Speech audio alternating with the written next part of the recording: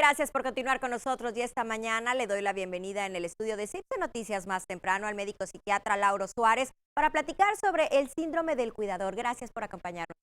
Aquí de vuelta, Nancy. Que ya va a ser Encantado. su cumpleaños, por cierto. ¿Cuándo es? Pues el viernes, el El viernes. viernes, si Dios quiere. Bueno, ya festejaremos. Ya le vamos a preguntar la próxima semana qué tal la pasó.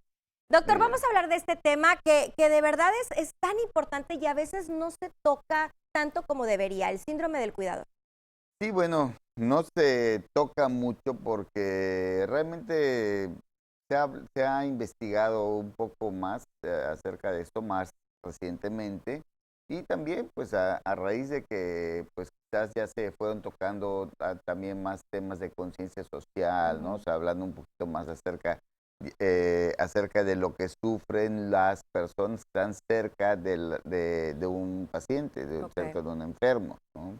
O también con el aumento de la expectativa de vida, es muy importante que ahora, pues bueno, ya las personas tienen que cuidar a sus padres y a veces a los abuelos, ¿no? Claro, Entonces, la eso es cierto. expectativa de vida ha hecho que, pues, tengamos a personas de edad mayor, también quizás con otras discapacidades que no se presentaban anteriormente y situaciones, por ejemplo, como el diagnóstico más reciente de algún tipo de enfermedades, la prolongación de la vida hace que los pacientes estén mucho más tiempo en cama, que Claro, aguanten más tiempo vivos, hay que claro. decirlo, Esto ¿no? es muy cierto, Sí, claro. y eso, pues bueno, conlleva a que haya mucho más tiempo de cuidados.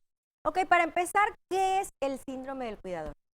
Es un desgaste físico, emocional, es un desgaste social también, porque pues bueno, conlleva todas estas áreas de la persona que se dedica al cuidado de un familiar, de un ser querido, ya sea como decíamos, por la edad, ya sea por ejemplo, una enfermedad crónica, enfermedades mentales, discapacidad, por ejemplo, o sea, niños con problemas de síndrome de Down o alguna persona con una capacidad diferente. En fin, son muchos los escenarios posibles en los cuales se puede presentar el síndrome del cuidador. Pero el Ok. síndrome del cuidador es el desgaste físico, emocional y social de la persona. ¿Cuáles podrían ser los síntomas? Bueno, son muy variados Ujú. a nivel físico, pues puede ser un cansancio extremo, problemas para dormir, para iniciar el sueño, Ok. puede haber problemas también a nivel emocional, puede ser tristeza por ver todo lo que está pasando, eh, pensamientos obsesivos imagínate una persona pasa mucho de una edad 50, 60 años, que esté cuidando de un hijo con discapacidad de 20 o 30 años, o sea, ya lo cuidó toda la vida y ahora está pensando en qué momento, qué va a pasar cuando ella se vaya, cuando ella fallezca, cuando ella muera, ¿no? ¿Qué va a pasar con mi hijo que cuido, ¿no? Por ejemplo, ¿no? Claro, Entonces, es estrés. todo ese estrés, es otro síntoma, exactamente, el estrés, ¿no? El estrés que puede llevar a una serie de enfermedades también crónicas. El estrés puede derivar en otras situaciones. Bueno, entonces decíamos problemas para dormir, tristeza, ansiedad, puede derivar esto en trastornos de ansiedad, en depresión y también hablábamos de problemas de tipo social como el aislamiento, ¿no? Entonces, Ok. bueno, es una serie de síntomas que van ocasionando otro tipo de enfermedades. Obviamente, pues ser cuidador, yo siento que nadie lo escoge, ¿no? Son cosas que te da la vida y que desgraciadamente o afortunadamente te toca vivir, no sé, dependiendo de cada quien, pero ¿cómo se supera o cómo se evita entonces, pues, caer en este síntoma, padecerlo?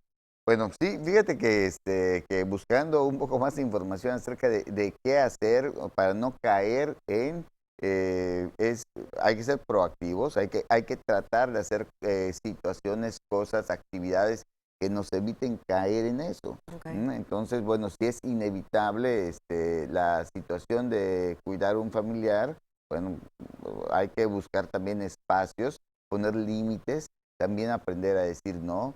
Es muy importante buscar ayuda. Pedirla, ¿no, doctor? Pedir ayuda, Claro. ¿no? Pedir ayuda. Y aceptar la ayuda, porque a veces la ayuda ya está. Y el paciente, el cuidador primario, por decirlo de alguna manera, la persona que está más cerca del paciente, Ujú. en ocasiones no acepta la ayuda. Entonces también eso es muy ¿Por qué importante. cree que pase esto, Mm. doctor? Hay muchos factores, uno de ellos que también se moviliza mucho es la culpa. Ok, Por ejemplo, no voy a dejar que nadie esté al cuidado de mi mamá más que yo, ¿no? O de mi hijo más que yo.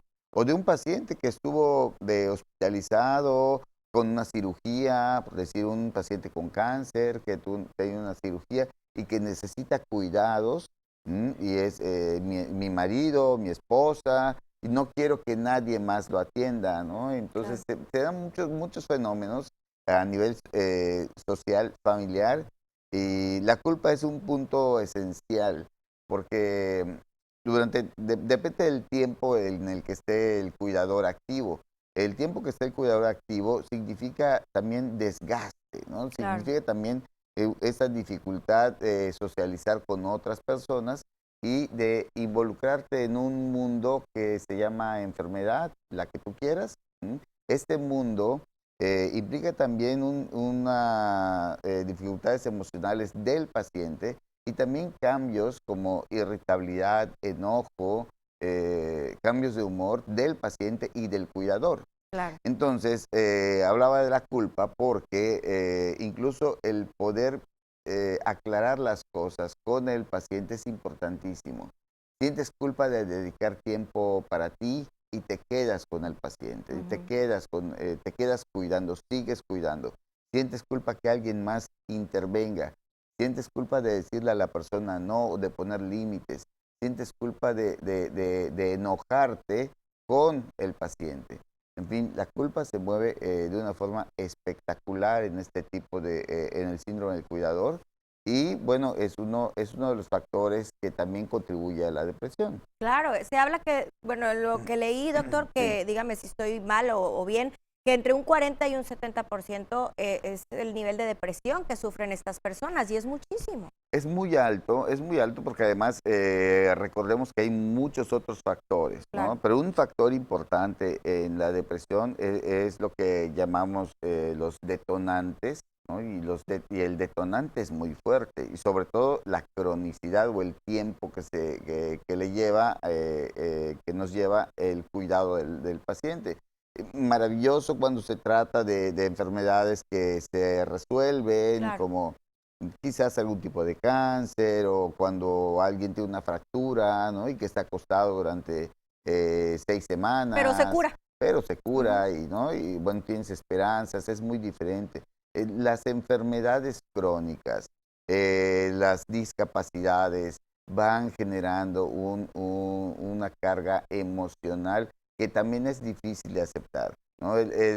Incluso hay personas que les cuesta mucho aceptar que es difícil cuidar al hijo que tiene una discapacidad, ¿no? O al abuelito, o a mamá, o a papá. O sea, Claro. simplemente aceptarlo.